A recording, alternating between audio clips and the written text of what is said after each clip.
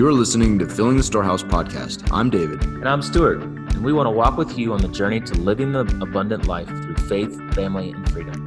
Our goal is to refine our why while helping you find yours. Together, achieve our best and highest purpose. In the end, we'll drive each other to intentionally fill our storehouse. What's up, Storehouse listeners? Hey, this is Stu, and wow, we just passed the 100 episode mark, and we really appreciate all of you listeners taking the time to spend with us and listen to topics about faith, family, and financial freedom. We just created a questionnaire, and we're looking for feedback from you. We'd love to hear from you about what your favorite topic was, what your favorite episode was, and what you want to hear about in the future. We'd love some feedback. There's a link in the show notes, and it takes probably 1 minute to do. Jump on there and give us your feedback. There's a couple questions about what you liked, what you didn't like, and what you want to hear in the future. And then there's one question at the end that's the most important. Vote for Stu.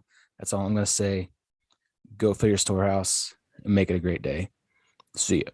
Are you done like messing around with your computer and your audio and your video and like, I mean, come on, dude. Like we're like, are you ready? Are you good?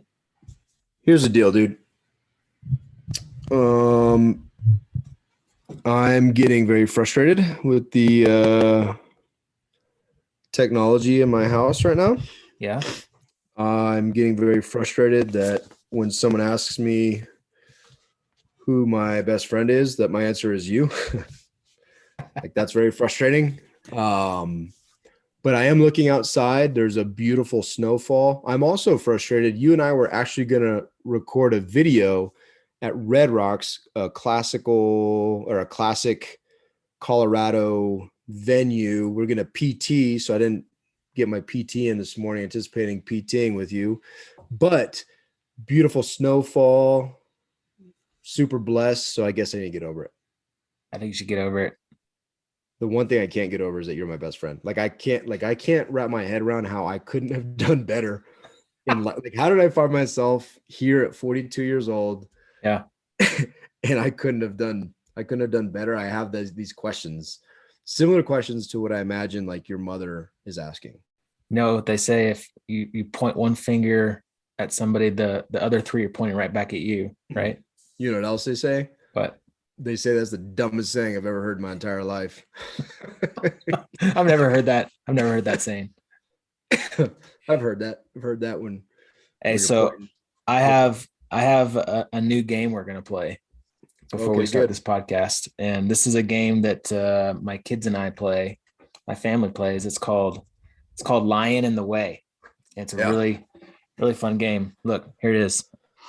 Lion in my way. Got it. And it really challenges your leadership and your decision-making skills and your problem solving. So here's what we have. We have an obstacle. Okay. There's an obstacle and I'm going to randomly pick it here. Your obstacle is the desert. The desert. Cool. Okay. The desert. There's a path along the desert. Mm-hmm. You have to go. And now we're going to use a tool to get you past that desert. There's a stack of cards here. Randomly pick. You're gonna use this. That's not random, dude. You picked that. No, dude. You set this up. I didn't set this up.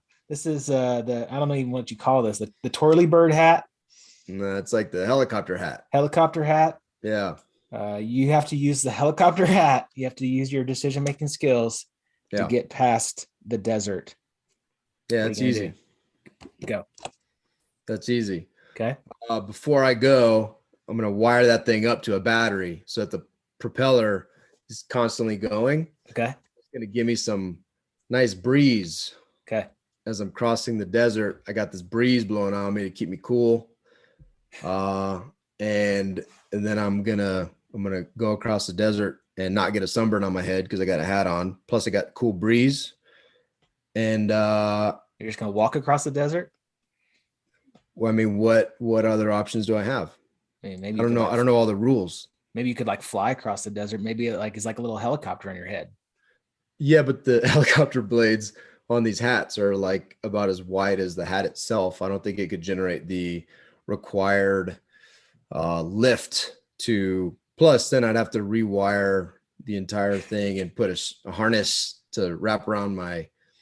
I mean, can I do whatever I want in Do this whatever you game? want, man. Yeah. Oh, okay. No, I'd rather walk and reflect, get my mindset right, get a little PT in. Okay. And as we're walking across the desert, I'll probably wire up a little mister to it. Oh. So like when it's blowing its breeze, it's giving me a little misty. Uh-huh. And then the source of the mist will also serve as drinking water if need be. Okay. That's what you got. Yeah, man. I think that the hat's gonna do me well. The helicopter hat's gonna do me well. Yeah. Nice, man. Yeah. Yeah, Good man. job. Proud of you. Good decision making. I appreciate it. What would you do with the hat? I would turn it into a helicopter and fly across. I'd attach, like Inspector Gadget, like Go Gadget, like helicopter hat. Like dude. The handles pop out. Yeah, they come out and he like flew. Yep. Yeah, and you hold it and it like you fly over the desert. That's what I would do. Yeah, but out of his hat, if I remember correctly, popped out these blades, and they were big blades. I mean, they generated the appropriate amount of lift to fly him. That's what mine's gonna do. You're gonna grow so you're not limited necessarily to the size of the blades on the hat. Mm-mm. Huh. Okay, that's good. We're really fabricating our hats. If we could fabricate it to the extent that we're talking about, there's probably endless possibilities on how we're going to cross the desert. Right. Okay. That was fun. All right. That was good. Yeah, good. That's going to be the lion in the way section of our podcast from now on. I don't know if we do it from now on. I don't know if we should. We'll probably lose a lot of listeners like right now. Oh. If we're going to promise to deliver lion in the way every single wouldn't time. that be fun if like we had our guests, like we'd show our guests like a random thing and they had to make a decision? Yeah, it's true. Well, what are we talking about today? One other thing, and I shared this, we often like to talk dad fails. I won't get into detail, but we created an opportunity for my son Jacob. We went skiing last weekend, snowboarding last weekend. We created an opportunity for my 8-year-old at Keystone, which is a pretty large resort. We created an opportunity for him to gain resiliency, to develop his mindset, to be not risk averse, and basically lost him on the mountain, which is good. That's good, man. I'm glad you're using the we in this situation, because the first story I heard on this situation was kind of pinpointed towards one individual more than the other. But I mean, if we want to go there, my wife and Jake were skiing when Jake was lost. Yeah. And then in the afternoon, when Jake and I were skiing, snowboarding together, he was not lost. So you can draw whatever conclusions you want from that. I hope your wife listens to this. I don't think she will. You don't think she will? But I will, I'm sure this will be the episode she doesn't listen to. Probably. So we're safe. Good. But Erica, Stu brought that up. I said we. I was trying to say we as a family. I've had a failure, but Stu wanted to highlight that it was you. So it really wasn't a dad fail. It was kind of more of a mom fail. It was a mom fail. And then when I found Jake, the dad fail portion I was like, dude, toughen up, man. If you're going to go off on your own, then these are the consequences. The funny part is I did not do that. I was very supportive, wasn't mad at him at all. I was proud of him for how he did it. But I will say, I think this will serve him well in the future. I pray it does. Like, dude he's not afraid. And awesome. There's not a lot of risk calculations on it. Like that could be a bad thing. It could be very bad, and it could be very good. Like, that's what I'm saying. I pray that he harnesses this, because he's always been this way, but he just goes. Yeah. And he doesn't really, he's not like most kids, even like I was as a kid. I remember as a kid getting quote unquote lost at Disneyland. My dad hid behind a tree because I was wandering off, and then I was lost. And I remember, dude, I was a little guy. I remember that. Jake, dude, this whole experience for him was like all the emotions. I think he got a little upset when he saw me. I don't know if he was upset before he saw me, but he got a little bit upset, a couple tears. And then dude, done. Like nothing. Like no, within 2 minutes we're on the lift and he's already on to the next thing. Like most kids go back to it, they remember it and they're like, oh, remember when? Or, they talk about it. Dude, nothing. Like it completely is a part of his past that's gone and he's there's just no impact. It's really interesting. Yeah. It is interesting. My other two kids would have they'd still be talking about it. Yeah. And his was seconds. He was over it. Yeah. Well, hopefully that turns out well for him. Yeah. Hope so. Hope he doesn't wander off in the woods one day and then we see him 10 years later. Oh man. Well, dude, we're in third week of January here. We most people have set their goals and they're kind of on their path to trying to accomplish these resolutions that we've all set for the new year. We talked about on a separate podcast, kind of some of the 4 things that we think everybody should have in their resolutions. But I think we're gonna talk a little bit deeper today about, kind of getting into the subconscious mind. I actually did a presentation on this topic to the War Room at the beginning of the year about activating the subconscious mind for success. And so I don't know, man, it's a super interesting topic to me because I think you have to be really intentional about changing some things and changing some habits. And, if you're not knowledgeable on this stuff, I think you would really never even think about it or know how to do it to begin with. Yeah. And I think, there's a lot there and we'll get into some of this stuff, but what I find most intriguing about this type of stuff, like when you dig into different, ideas, science, psychology, whatever it may be, when you dig into some of that stuff, I think it's just realizing there's so many resources out there and there's so many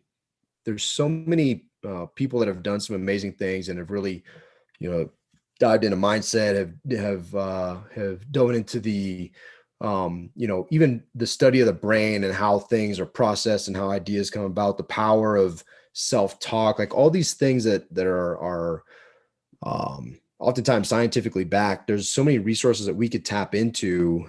And I think it's always very worthwhile to explore these things with a great attempt at putting your bias aside, being a critical thinker.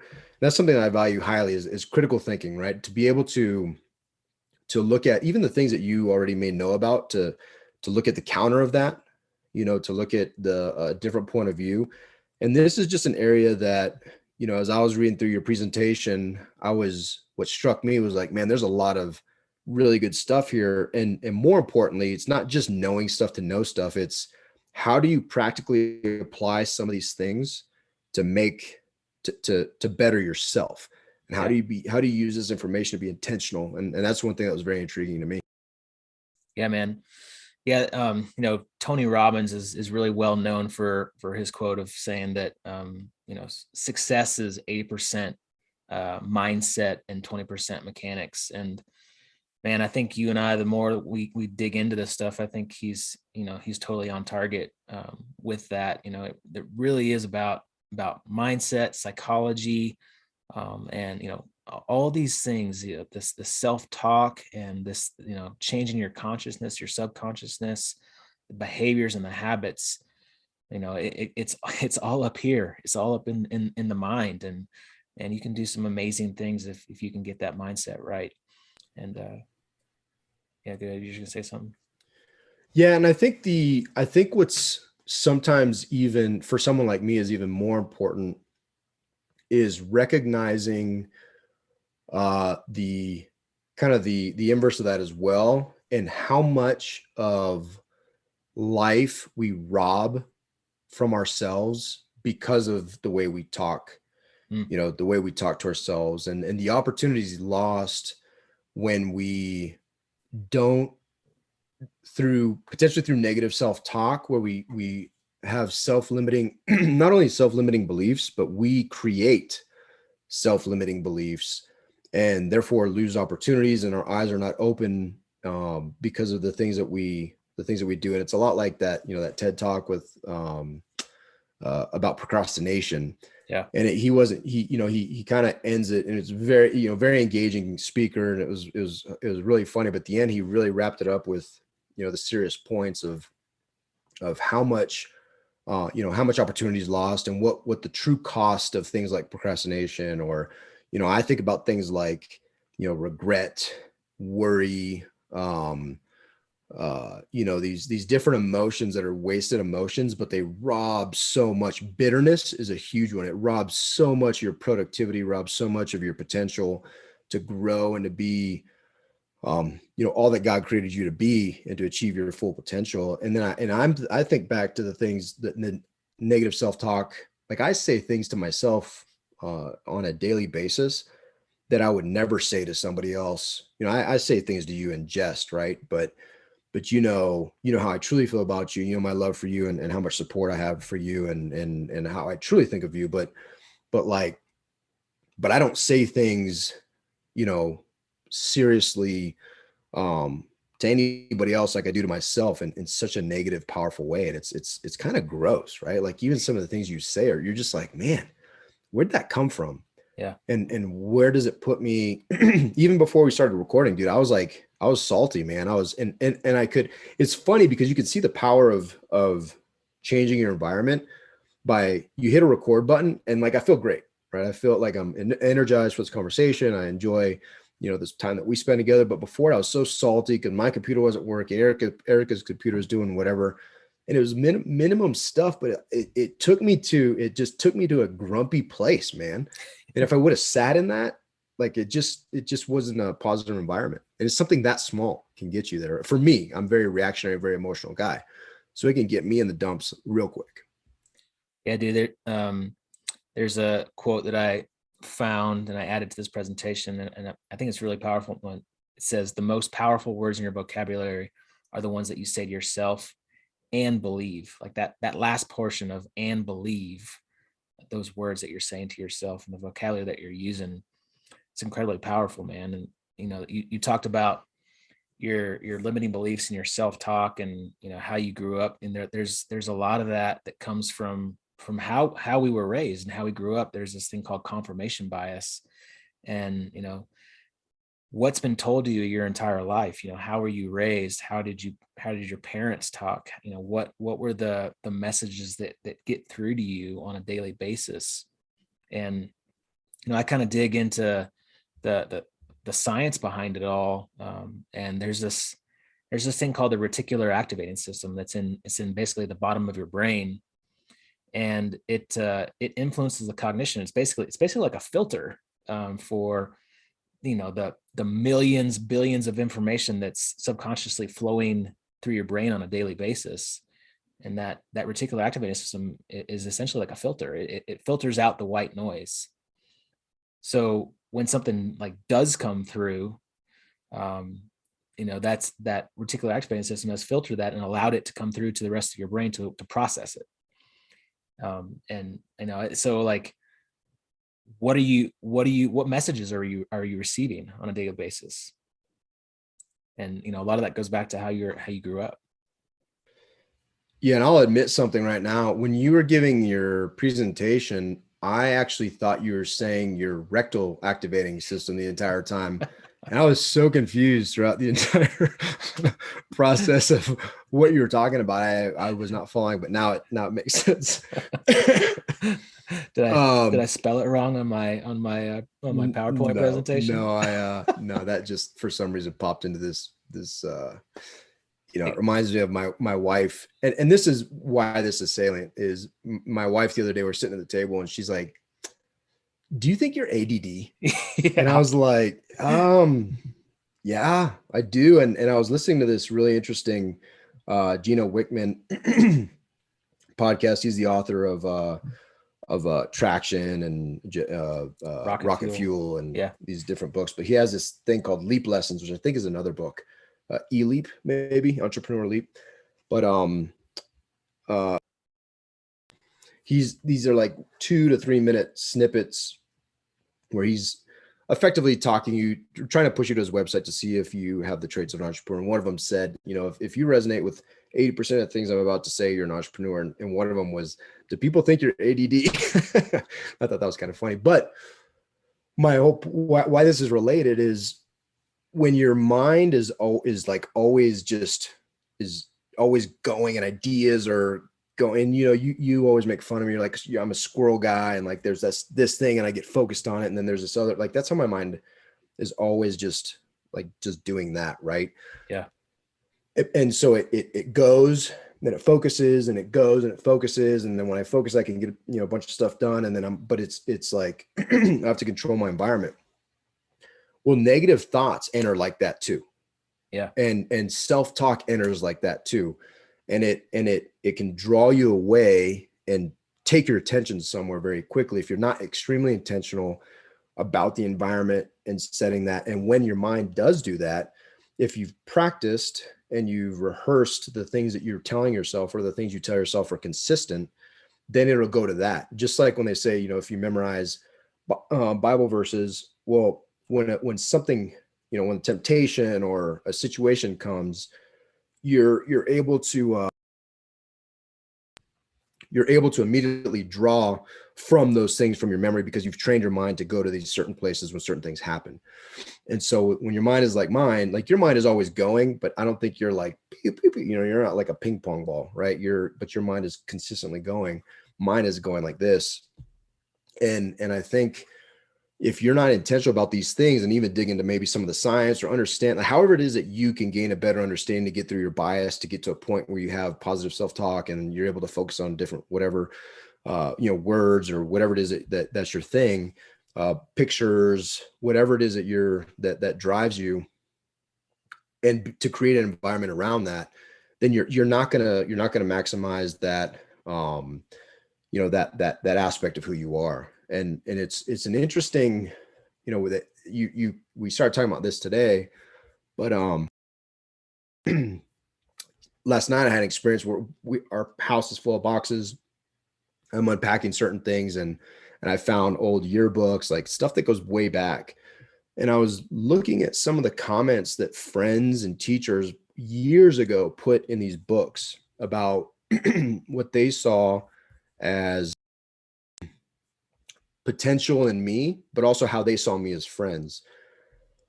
And you and I had a candid conversation the other day about how I feel about relationships and some struggles that I have with, validation and that type of stuff. But it was interesting because there's a lot of positive stuff in there. And it was stuff that I, for years, never drew from or even necessarily knew or referenced that other people saw in me. And I had this other negative self-talk, whether it had to do with weight or self-esteem or whatever it was. And that stuff dominated the picture for years. And it made me sad last night. I'm like, man, excuse me.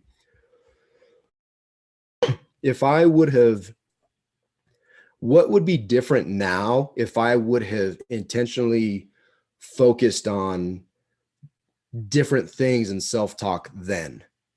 It was a very powerful moment for me to recognize it, because it also made me feel, this is stuff when I'm in like elementary and middle school and early high school years. And it made me feel good today. Excuse me. It's the COVIDs, man. The COVIDs are kicking in. But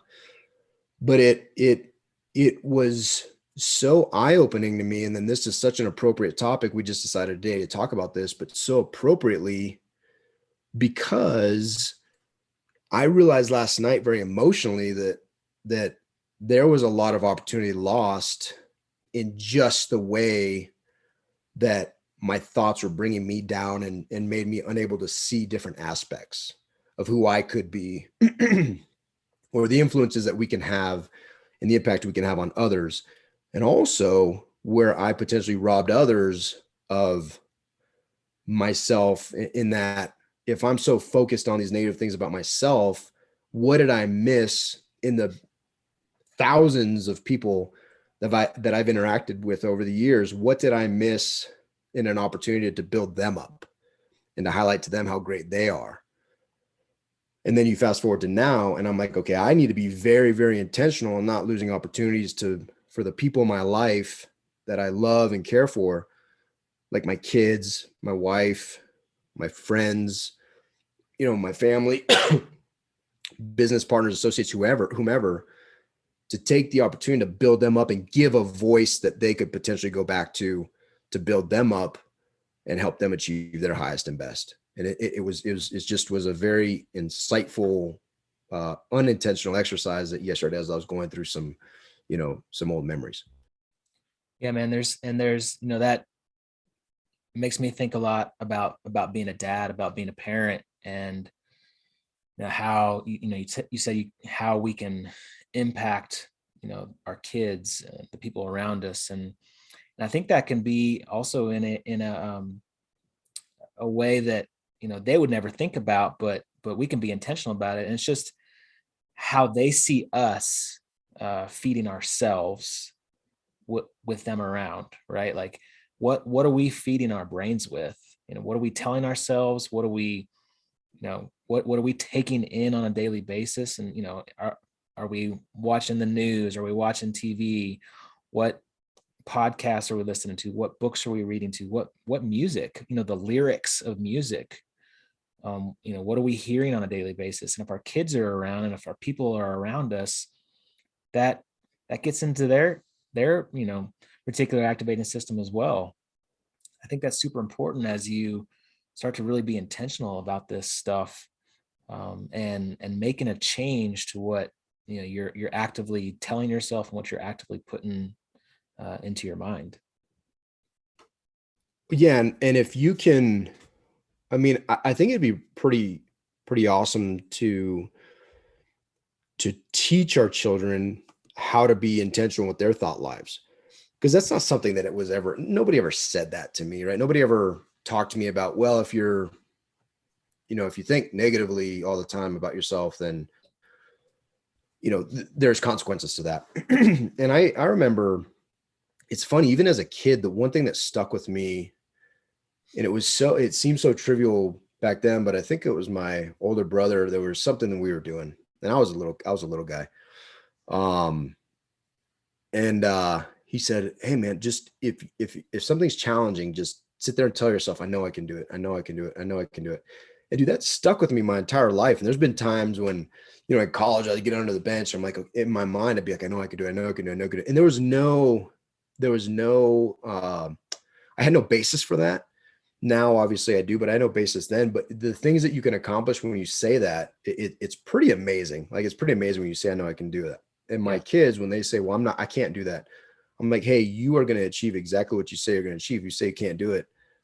Should we even try? Because you already said you can't do it. And we talk through these things, but it's to try to teach them about mindset and be conscious of it, because it's not something that I learned. And I think it'd be amazing as a father, and even as a friend, and as an accountability partner to I think a lot of times we take for granted the things that go through our mind, like we have no control. Yeah. Even though the Bible tells us, hey, take your thoughts captive. That's something that it's a very intentional act, and there's such mystery and truth in that. To be able to give our kids that gift, I think would be a pretty amazing thing. It reminded me, and I'm looking it up on my phone. I'm trying to find it, but we had Brianna Greenspan on our podcast, and she's a part of the Miracle Morning with Hal Elrod, and she helped. I think she's 9 or 10 years old. Her name's Abigail Perez, and she wrote a book, How to Be a Super Kid. And we went and bought it, and there's like an oath. There's like a super kid oath, and it's basically like daily affirmations. And you like write it out, like the kids like sign this oath. And we printed one out, and we put it on our door in our garage, like as we're going outside. And I try to have my kids, more or less, primarily like my daughter, my older one, she says this oath, and it's like this positive daily affirmation, positive, language that you tell yourself that you're a super kid when you walk out the door. And like, just things like that, man. Like, I think that could have such a major impact on a child as they grow up. And have these things that they're telling themselves on a daily basis, how to be a super kid, is super powerful, man. Yeah, no, and again, we don't know. You have no idea how that's going to translate in the future. But even, and I'm gonna pull this book up and buy it, immediately after we get off, because Yeah. I've been thinking a lot about on a few different areas that I really want to find resources for my kids to change the way they think and ultimately the way that they act. Not because I think my kids are bad kids and I want to change the way they act, but I want them to change. I want them to change at a fundamental level, or at least have the tools and the knowledge to change at a fundamental level to achieve their highest and best. Right. Yeah. And the three areas are spiritually. Like I want resources that'll resonate with them to help them to gain knowledge of their faith and of Jesus and how they can start formulating that relationship for themselves at a young age. Finances is another one that I think is desperately needed, and it's super powerful if kids can, if at a young age they're already thinking about giving and saving and these different principles that are so important, but also how to invest. And you're doing that with your kids with the renting the microwave and the toaster or whatever. I don't remember the other appliance that you were renting from them. But then but this is another one, the self-talk and the mindset and how to develop that, and how to understand what a bias is and how to challenge it, how to critically think. Because you look around, man, and we have really lost, and I'm not judging, but we have lost the ability to have to critically think and have conversations with one another at the highest levels, right? At the highest levels of government, and it filters all the way down. And the fact that, we have created the environment, us people, in this country have created the environment that allows, news outlets to just put garbage out all the time and to feed bias, right? And to literally feed you your opinions. They give you your opinions, and we don't even think of it that way. Like I am a parrot for a business that is putting out garbage to make money, and they know exactly how to manipulate it so that I become the mouthpiece for that. Yeah. Like we don't realize how much we're being used for that, right? And we could, if we open our mind a little bit, critically thought, and then decided, you know what, I'm going to have conversation with this person that's the opposite of me. Whether I'm a vaxxer and you're an anti-vaxxer or vice versa, like not drawing a conclusion about who you are just based on something as like a vaccine. You know what I mean? Yeah. And we just lost that ability. And I think a lot of that is a mindset problem. It's small minds, and being so comfortable in their opinions that you no longer can have a discourse. And that's something that I would really like to address in my children, because they're being fed, right? And also, as I'm addressing it my children, I'm addressing it myself. Yeah. I'm addressing it in, how do I look at people? How do I look at the world? And how do I become better? Because, our Bible study right now is really highlighting that for me. Because we're reading about some very important biblical characters and historical characters. And dude, a lot of them are turds, man. Yeah.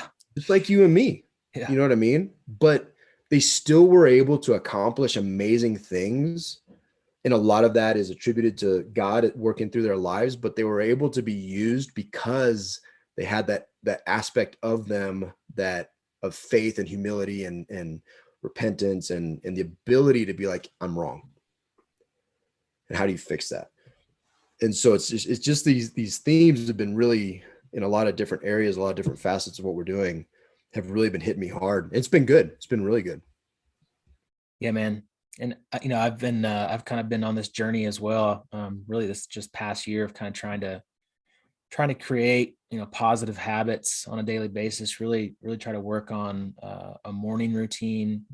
And as I did, more research on this topic, there are absolutely some things that you can do, some tools that you can put in your tool belt that can help you really intentionally change your habits and your consciousness, and change your way of thinking. And I kind of bulletized it here, and I'll kind of hit the bullets, and then we can kind of talk through some of the stuff that we're doing. But there's four aspects of it. There's you gotta, to change your consciousness, you gotta clear it. 2, then you boost it. 3, you affirm it. And 4, you visualize it. So what does that mean? Clear it. Essentially, it's meditation. You're actively getting to this place of inner calm, and you're breaking down these mental barriers, or these limitations in your mind. And so, and this is hard, man. Like, I am not good at this, and I'm trying to do it on a daily basis, but I'll try to meditate, and like a minute, 2 minutes in, my brain starts going and starts thinking of stuff. But there's tools out there like, the Calm app or Headspace app. I use the Peloton app to really practice this, just a 10-minute meditation. So I'm trying to really add that to my morning routine. First thing, just to clear that out. Second is boost it. Exercise. Also, what we're trying to do that in the morning. That's really releasing your endorphins, and that opens up the ability to do problem solving and be creative. I bet you if you'd have done that problem with lying in the way with using your spinny helicopter hat after exercising, you probably would have had a way better answer than what you came up with. I thought my answer was good, dude. So that's just your opinion, man. Next, affirm it. And this is what we're talking about, the positive self-talk. Really like imprinting those beliefs and changing the way those neural pathways go. Like, you're talking to yourself present tense, not future. Like, if you have these goals, if you have this vision of stuff that where you want to be, like, you're talking to yourself in the present tense, and you're affirming it, and then you're visualizing it. We talked with Justin Nassiri about making vision boards and like visualizing your goals and looking at that stuff, and chair flying. In flight school, like, we'd chair fly all the time, practice maneuvers. Like, that's real, like that, and it works. Actually, like, sitting there and training your subconscious mind to like visualize what your life looks like what your goals are, what you're doing.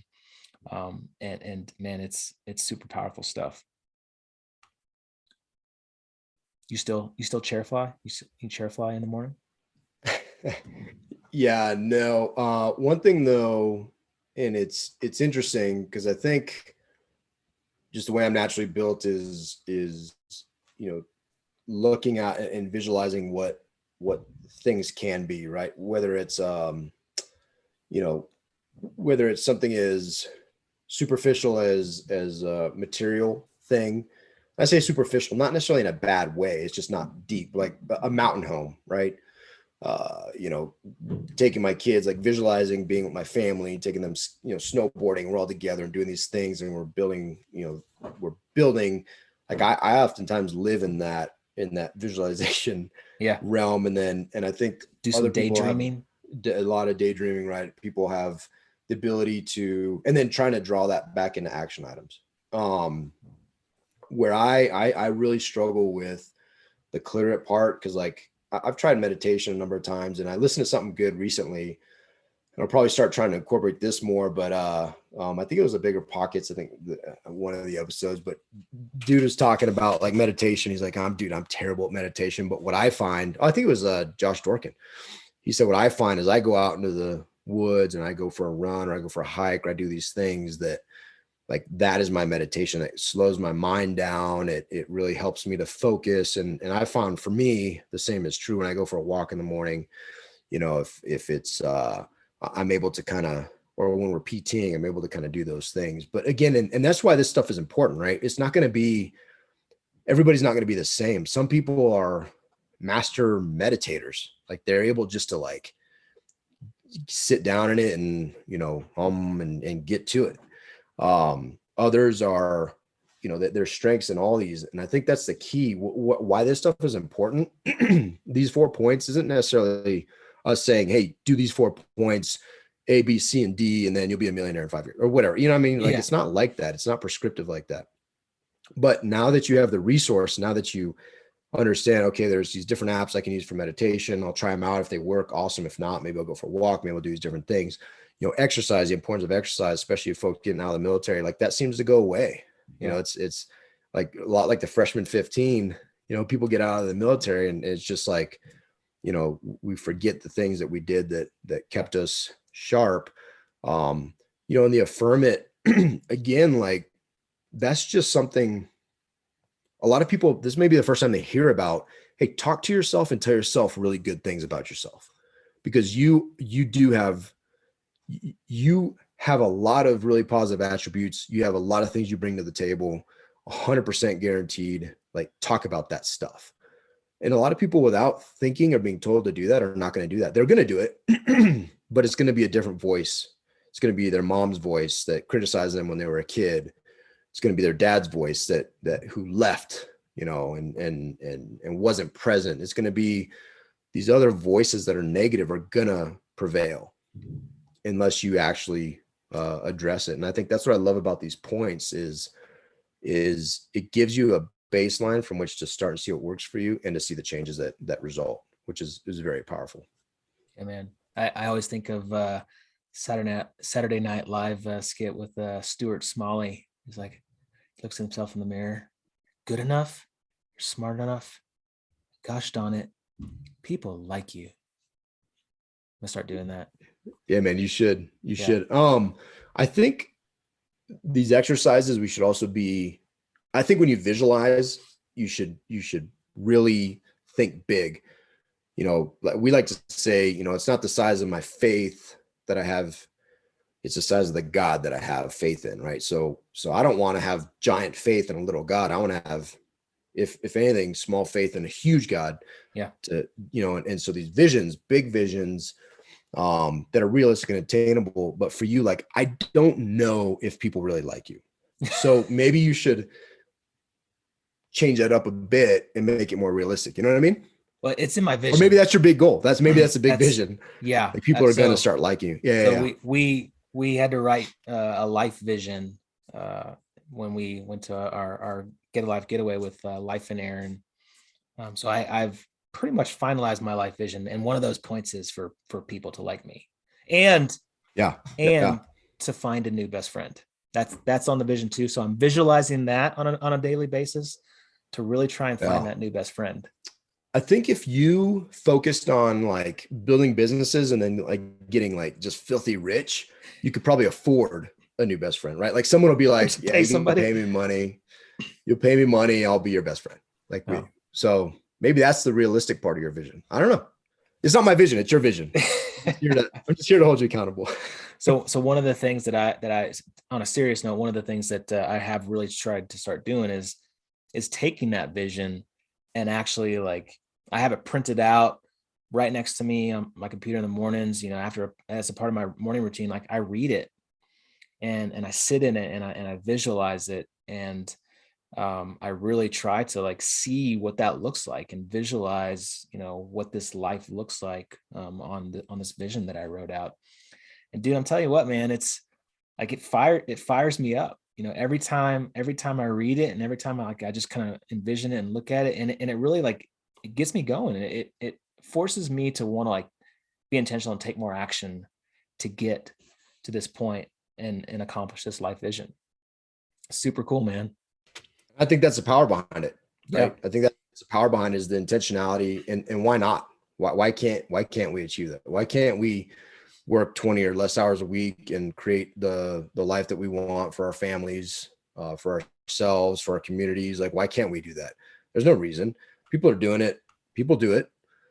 And I think a lot more people could do it if they had the vision, they had the intentionality, they had the mindset, they these things that you can develop. There's nothing special about anybody that does these things. I mean, yeah, there's some super smart people. There's some super capable folks. There's some, people that are extremely organized or have the gift of administration or creative or whatever. But that's just potential, man. That's just potential, right? You can be, I see this when I was taking my boys to wrestling. You see it, you see some athletes show up to wrestling, and then you see some hardworking, dedicated people show up that are not the natural athlete, and who wins every time, dude? I mean, it's easy. The athlete gets pinned and they get frustrated and because they don't. But when that athlete, when they do take their gifts and they are intentional about it, well, that's a whole different story. And I think that's us, right? You identify your strengths, you identify your weaknesses. And I'm a big believer in developing your strengths and delegating your weaknesses. Like that. That's what I personally believe is the best use of my time. Do you pretty much delegate like everything? Everything. Because you don't everything. Not a whole lot of strengths. No, I am like a master delegator because just to survive, I need to be able to delegate. But I do think that, a lot of people be like, oh, find your weaknesses and then just work on those, make those your strengths. And there's something for that too, right? But for me, God gave me strengths and I think I should develop those strengths. And the weakness is to recognize them so that I can most effectively delegate and hire those out. And then that team can grow to new heights because we're all focused on the things that we're strong in and, going to the next level. But that being said, the whole point is that you take the time to identify those things and whether it's a life vision or whatever it is, you sit down, you're very intentional in the areas that you want to achieve, you want to build, you want to do whatever. And then you have a roadmap of sorts of where you want to be. And then you can fill in those other gaps. Okay, well, where can I contribute to this? Where do I need to get, partners or whatever to help me achieve this vision? And I think that it's so powerful. Most people, myself included, have operated most of our lives just being like, well, I have this general idea. Like, I just want to be like what most people say. I just want to be happy. I just want to be comfortable. Like, what does that mean? Like, I could be happy and comfortable in the woods with a fly rod for a week. That would make other people miserable, right? So like, what does it mean to those things? If you're not putting a rigor towards it, you'll never realize it. And then at the end, you'll look back and be like, I coulda, shoulda, woulda done these things. You know what I mean? And so it's just very, it reminds me of Jakey. We've been playing a lot of catch, a lot of football. Every time he drops it, he's like, oh, I would have caught it. I'm like, there's no such thing as I would have caught it, dude. You didn't catch it. You dropped it. Like, how could you would have caught it? You didn't catch it. That's all there is. You catch or you don't catch it. That's all there is. There's no other would have. And I think the intentionality of understanding like and taking responsibility for, because it's also a way to not accept responsibility. Not having a vision is also a way to not accept responsibility for your own life. And I think that that's powerful, man. Yeah, dude. Yeah. There's some other stuff that that you and I are really trying to focus on as well. It's just, trying to create these habits that are super positive and healthy. And these things can really boost this intentional change of mindset and really 10x it.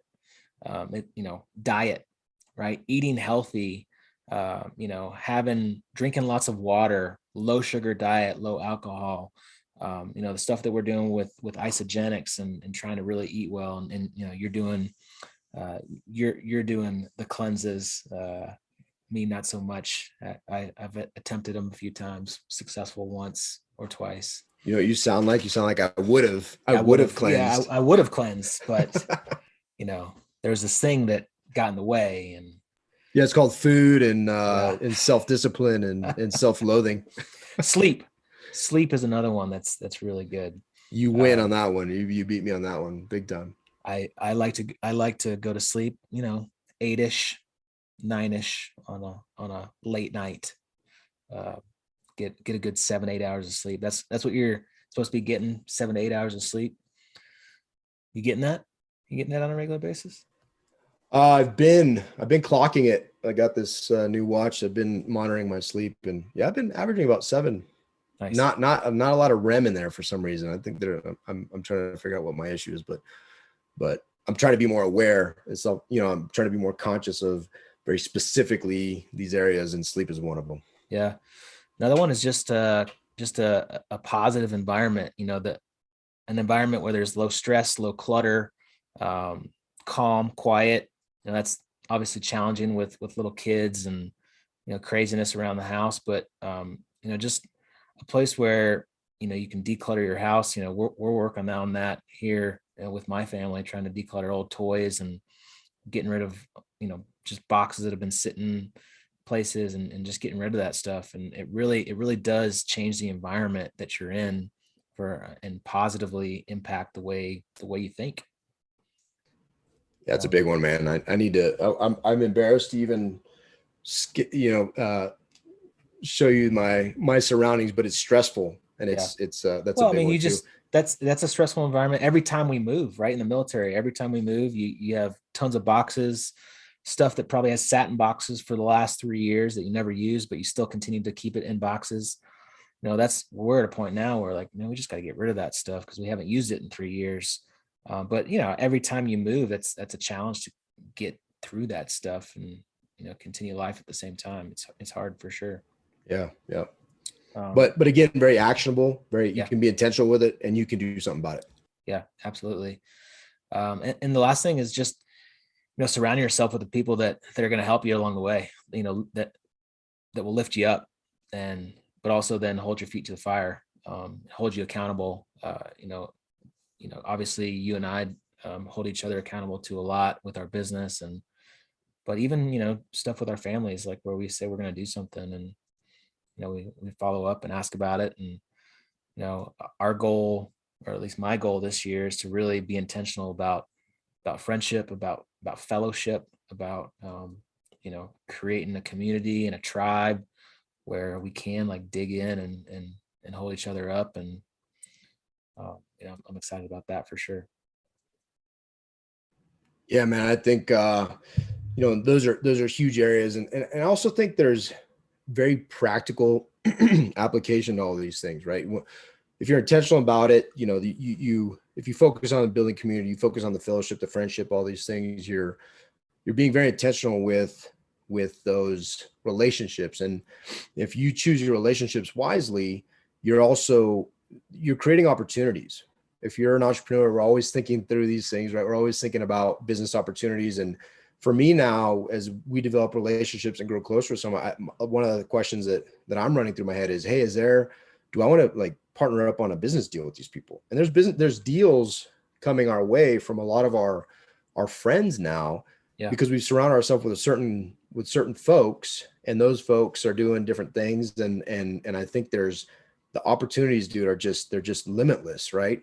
And it's a lot of it. If you can be they can be relationally built, not just monetarily focused, but relationally built. Dude, there's so much potential. There's so much opportunity that I think we just miss out on it when we're focused myopically and internally and negatively. You miss so much. And that picture is becoming so much more clear for me and for you. Yeah, man. It's good stuff. Well, that's all I got. You got anything else? No, man, this is awesome. I love it. I love that you did this study, shared these slides. I appreciate you doing that to some different groups as well, talking through some of these points. And again, it's just awareness.